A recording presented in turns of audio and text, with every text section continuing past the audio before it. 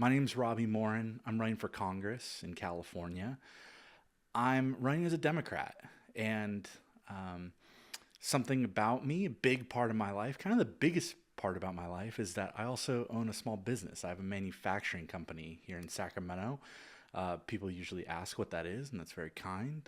We paint metal, or as my friends say, we change the color of metal, if that makes any sense to you. It's a company that I built from the ground up, and I'm incredibly proud of it. But what I want to talk about is that in politics, maybe even Democratic circles, there doesn't there isn't always a clean overlay between maybe what people think of as my liberal policies and then my life as a small business owner. But there is one place that really fires me up. That those two places intermingle perfectly, and it doesn't get talked about enough, and that's healthcare. So I have a strong belief that we need a single payer healthcare system.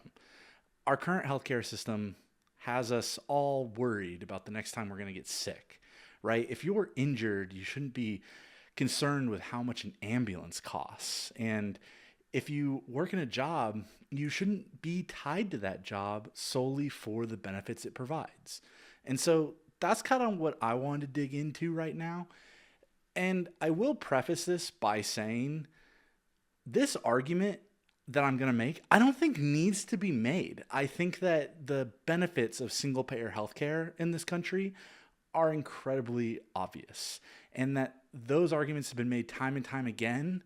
We would get good quality healthcare that some of us have access to today, but we would be able to, in the richest country on earth, be able to give that to all of our citizens. And honestly, we would end up spending less money than we do now. But I think you've heard these talking points before. And so I wanted to try to provide a different perspective, not that it needs to be said at all, but the previous arguments I just made haven't gotten through to everybody. And so I wanted to take a different perspective. Like I said, I started a small business from scratch on my own. And for those of you that haven't gone through this process, highly recommend, super fun. But how it works is, you have this idea you believe in so much, you're willing to bet a lot of your life on it, and you go out and you do it. And you have this dream. Maybe you want to sell this idea or this product or this service, whatever it is, and you go out and you start doing it. And you provide that product or service or whatever at the beginning all by yourself. But if you believe in it and it's successful, that idea is going to grow. Your sales are going to grow, and your ability to fulfill those sales is going to shrink because you're just one person. And so the next step in your journey of starting a company is one of the most amazing things ever. You get to go out and hire some employees. You get to invite some people into your dream and have them help build this idea. And that's nerve-wracking for a lot of first-time business owners. Rightfully so. You're, one, inviting people into your idea. Two, you're going to have to give up some level of control and start to trust other people. But I think most importantly, something that weighs on me heavily, and I think a lot of business owners, you're going to have to provide for these folks, right? They're going to stop working wherever they are and come work for you. And so you need to be able to make payroll. And you eventually need to be able to provide benefits for these folks so that they can not worry about their health care. And that's a huge leap. And it's a huge problem. And so I wanted to lay out an argument here, and it goes a little something like this. Causing small business to have to pay for healthcare in the whole system that America has set up right now creates a structural disadvantage for small business owners because they don't have the fat profits of some of the big companies you could think of. Those Fortune 500s, they've grown wildly successful, and they have they have competitive advantages that allow them to perform extremely well in the marketplace. And it also allows them to attract some of the best talent. But when they do that, not only with pay, but also with benefits, right? With healthcare or a 401k. We're effectively golden handcuffing people to these corporations. And I think it does a couple things. One, it just gives these large companies yet another tool to screw over small business, right? To be able to fight on an uneven playing field.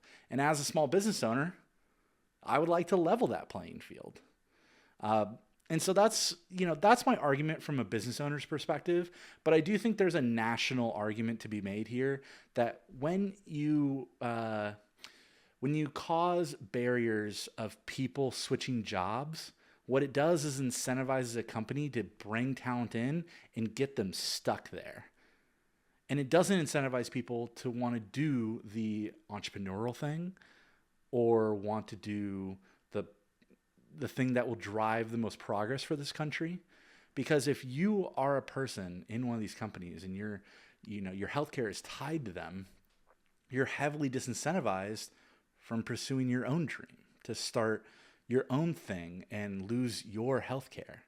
And so I do think that it's not talked a lot about, and maybe that's because it's not the most important part of this issue, but it is a part of the issue that not having guaranteed healthcare for all of our citizens stifles our progress. It stops us from pursuing the greatest and best thing there is. It stops us from pursuing maybe the height of our aspirations or our dreams. It keeps us locked. And I think that is it's un-American to me. It's very counter to what I think America is. And yet these folks that want us to not go after a single payer healthcare system, they'll make these arguments about healthcare innovation or getting the best care, or, they make these like market-based capitalist arguments. And I think they're bad. And I think that they can be countered with this other idea of you are stifling that innovation. You are creating a less free marketplace. And like I said, this argument shouldn't need to be made, but I want to make it. And that's how I'm feeling today. And so, thank you so much for taking a listen. If you want to hear, I write about this on our website. If you want to go check it out at robbymorin.com, or if you want to hear more or engage more on this topic, I think it's a worthwhile thing to investigate. At least it kind of strikes at what is the soul, what is our soul of America and what do we truly value? So, thank you so much for listening.